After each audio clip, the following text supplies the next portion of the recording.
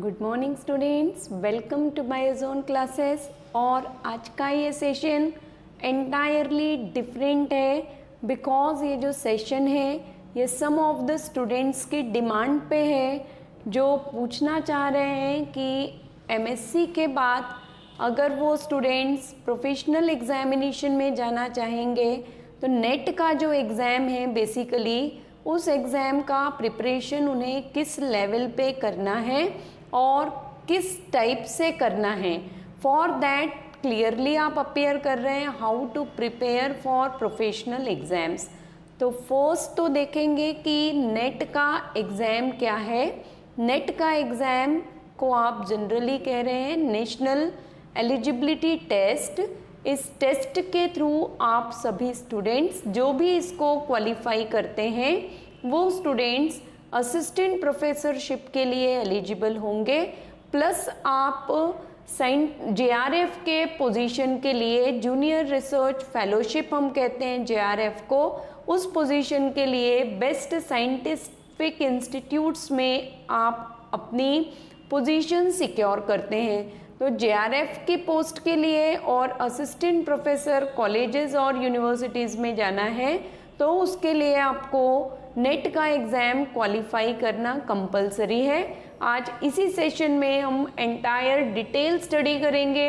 Science के students कितने type के जो नेट के एग्ज़ाम्स हैं वो आप प्रिपेयर कर सकते हैं, क्या आपको प्रोसीजर फॉलो करने हैं और क्या मेजर प्रिकॉशंस होते हैं नेट जैसे नेशनल एलिजिबिलिटी टेस्ट को प्रिपेयर करते समय। सेशन अब हम स्टार्ट कर रहे हैं। चैनल पर अगर आप न्यू हैं सो काइंडली चैनल को सब्सक्राइब करेंगे, शेयर करेंगे ताकि ज़्यादा से ज़्यादा बच्चे जो हैं वो इस सेशन के थ्रू बेनिफिट मिल सके।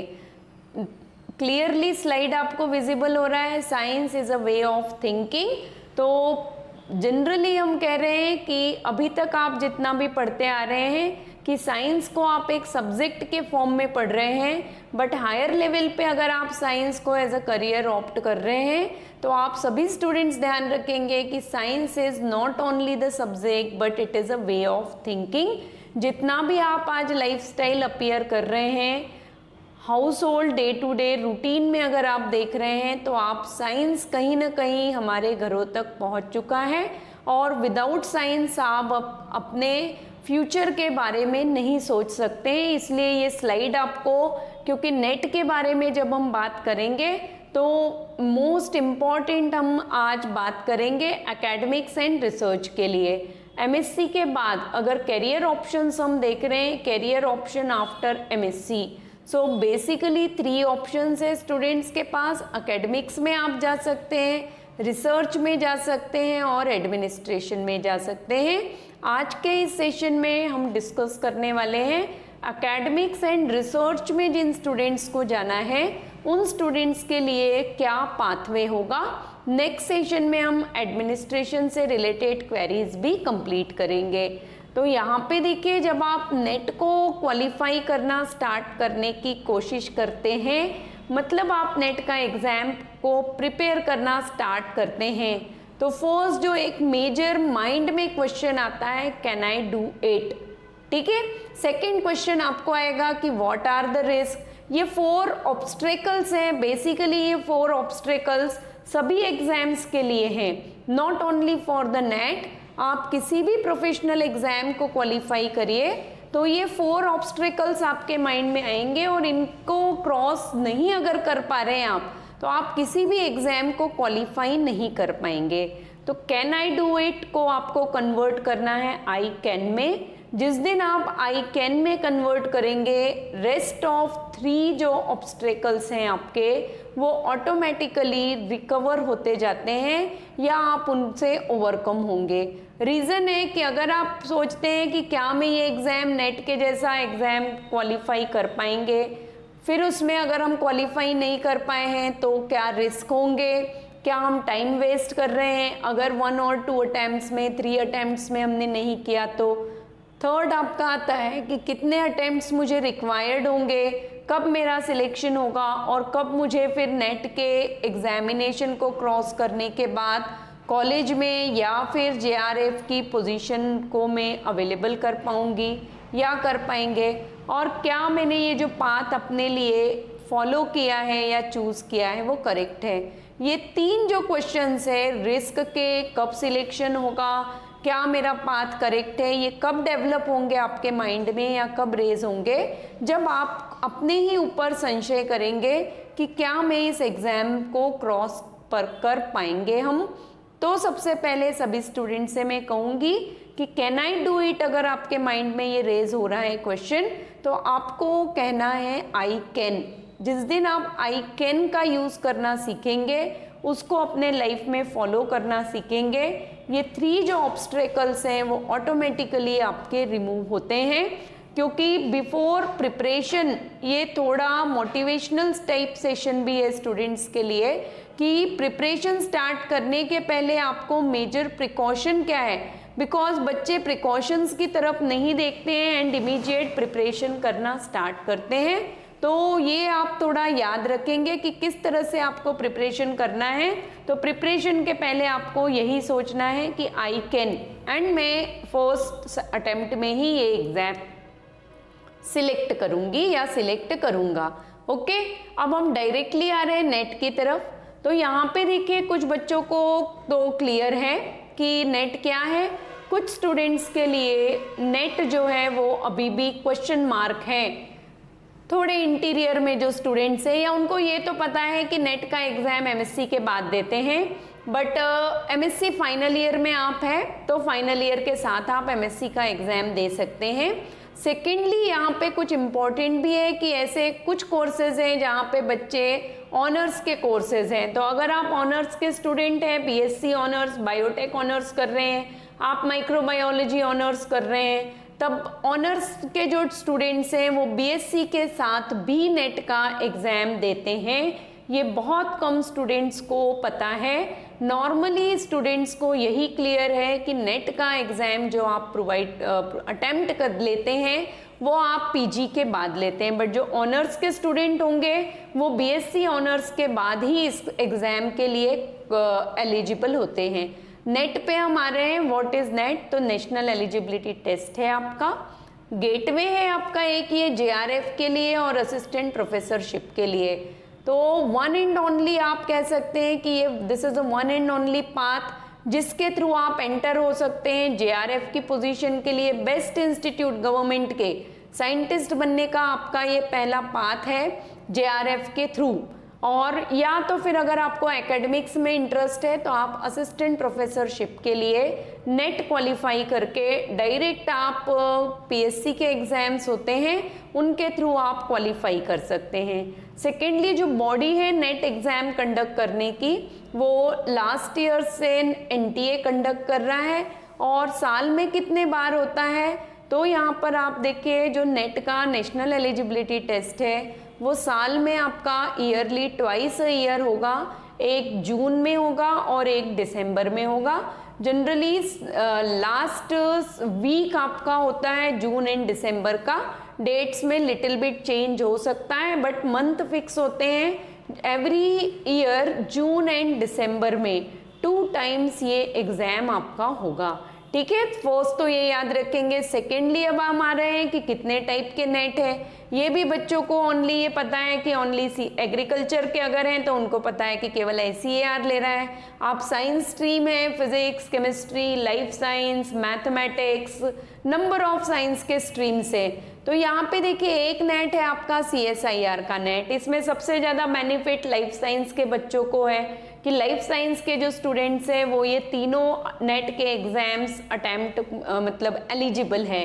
कुछ ब्रांचेज हैं लाइफ साइंस में भी, उन कुछ सम ऑफ द ब्रांचेस के स्टूडेंट्स आप ICAR और ICMR का नेट भी दे सकते हैं।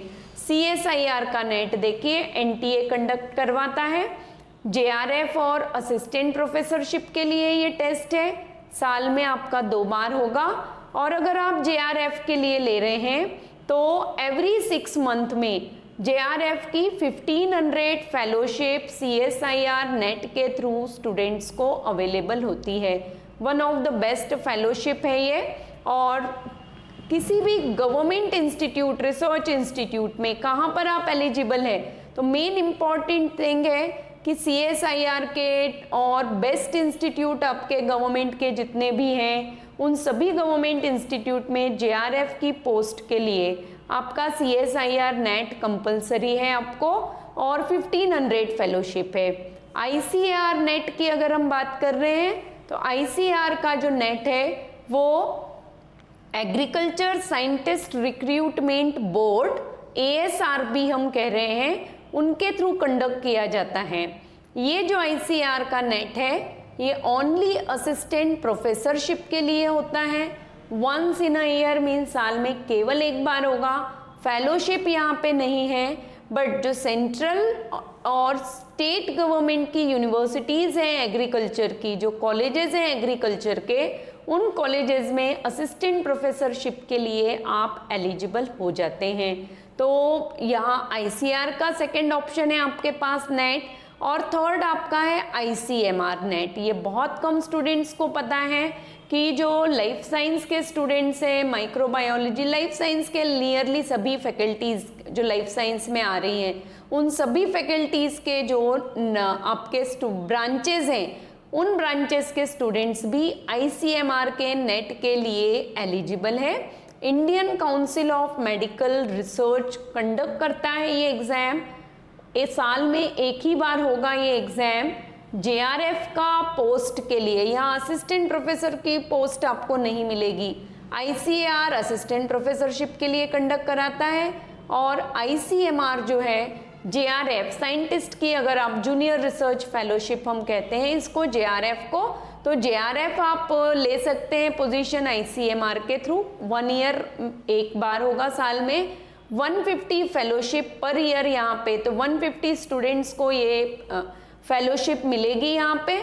ओनली अलाउ बायोमेडिकल रिसर्च, यहाँ पे ये ध्यान देंगे वो स्टूडेंट जिनको बायोमेडिकल रिसर्च में, क्योंकि ICMR है तो मेडिकल से रिलेटेड ही रिसर्च वहाँ पे होंगे, तो बायोमेडिकल रिसर्च में अगर आप इंटरेस्टेड हैं तो आप ICMR के तरफ आ सकते हैं। सिलेबस लिटिल बिट डिफरेंट है, तो सिलेबस आप किसी अनदर इसमें नेक्स्ट सेशंस में अगर आपको रिक्वायर्ड है तो हम लोग सिलेबस डिस्कस करेंगे इन कोर्सेज का। तो 3 आप याद रखेंगे नेट अगर आप प्रिपेयर कर रहे हैं, तीनों एग्जाम्स के लिए प्रिपेयर करिए। सिलेबस में लिटिल बिट डिफरेंस है। CSIR net professorship and JRF के लिए है, ICAR नेट एंड ICMR का नेट।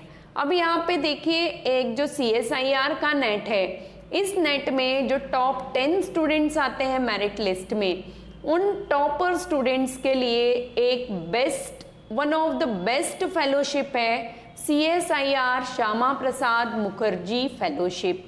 ठीक है, ओपन टू टॉपर्स किसके लिए है ये फेलोशिप, तो CSIR UGC जो JRF के नेट कैंडिडेट है, नेट के थ्रू JRF के लिए जिन कैंडिडेट्स ने अप्लाई किया है, उनमें से जो टॉपर स्टूडेंट्स होंगे, नॉट इंस्टीट्यूट सॉरी, जो टॉपर स्टूडेंट्स है वो स्टूडेंट इस फेलोशिप के लिए एलिजिबल होते हैं।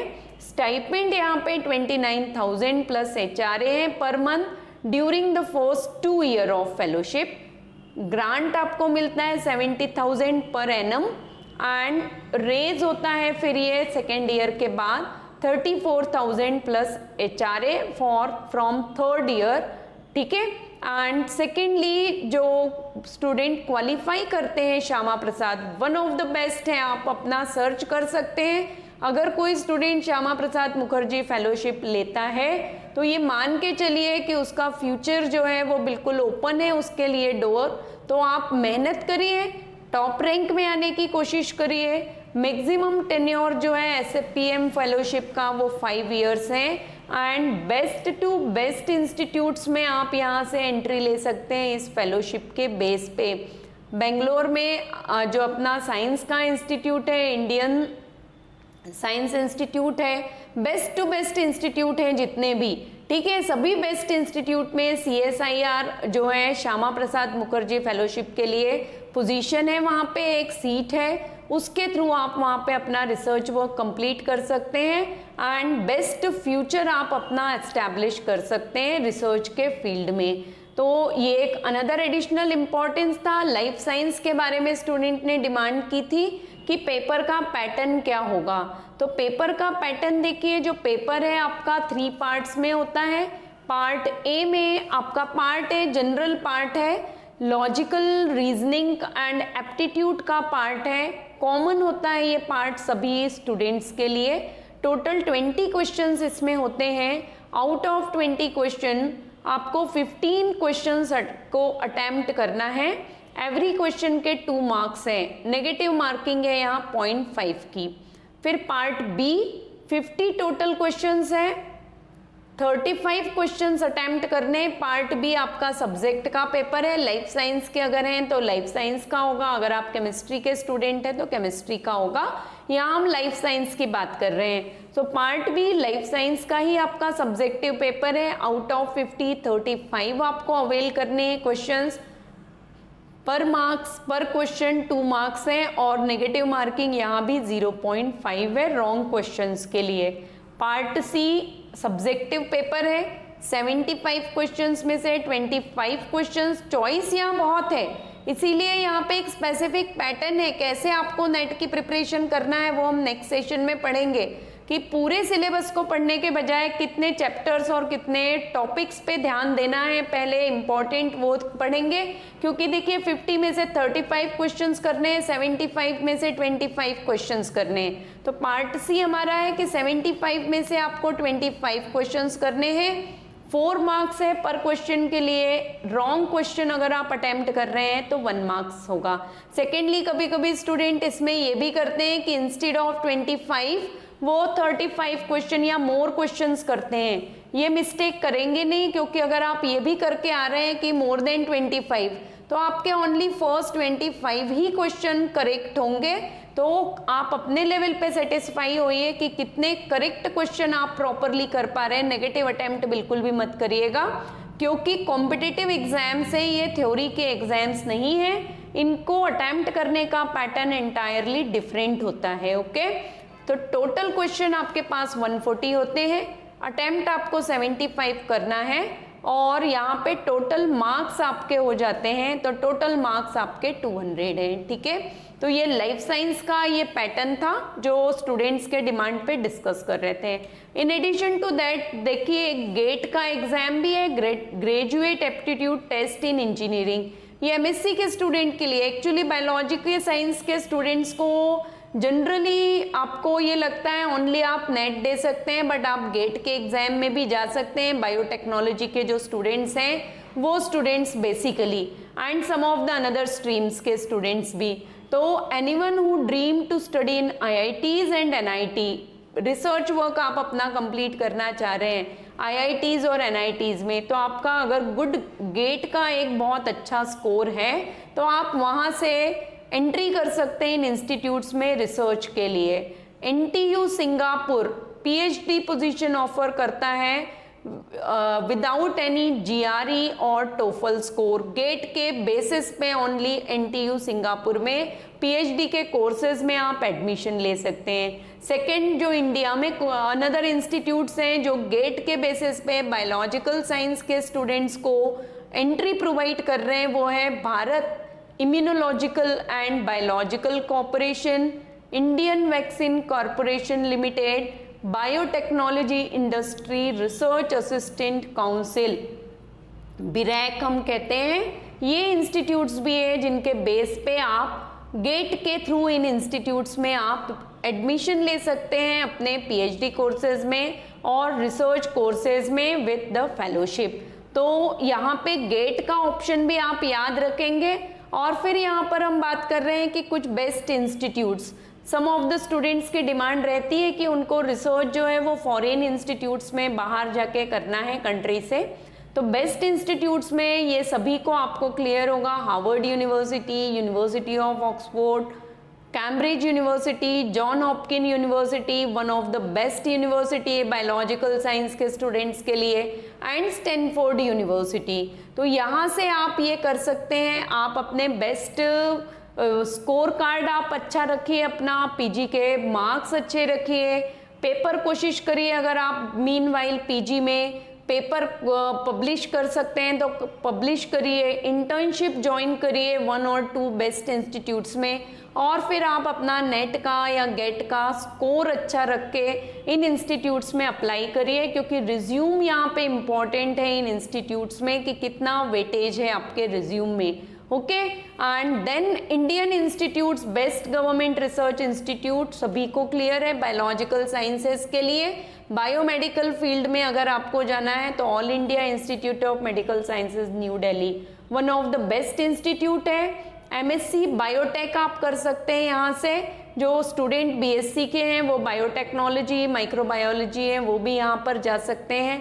फिर सेकेंड है centre for cellular and molecular biology Hyderabad. Third institute of science जिसकी अभी हमने बात की थी तो इंडियन इंस्टीट्यूट ऑफ साइंस है आपका बेंगलोर में। Fourth national centre of biological sciences Bangalore में। एंड टाटा इंस्टीट्यूट हम सभी जानते हैं, Tata institute of fundamental research Mumbai में है, ये बेस्ट इंस्टीट्यूट है। इनके अलावा नंबर ऑफ इंस्टीट्यूट है CSIR के जहाँ पर आप नेट क्वालिफाई करने के बाद एज अ JRF एंटर हो सकते हैं और अपना ड्रीम फुलफिल कर सकते हैं।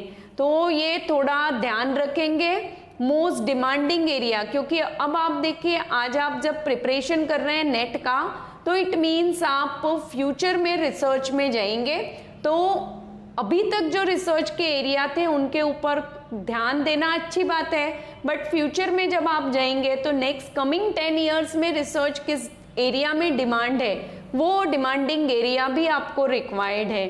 तो यहाँ पे देखिए जो मोस्ट डिमांडिंग रिसर्च एरिया आने वाले समय के लिए है वो सब याद रख के ही आप अपने रिसर्च के टॉपिक्स और रिसर्च फील्ड को सिलेक्ट करेंगे।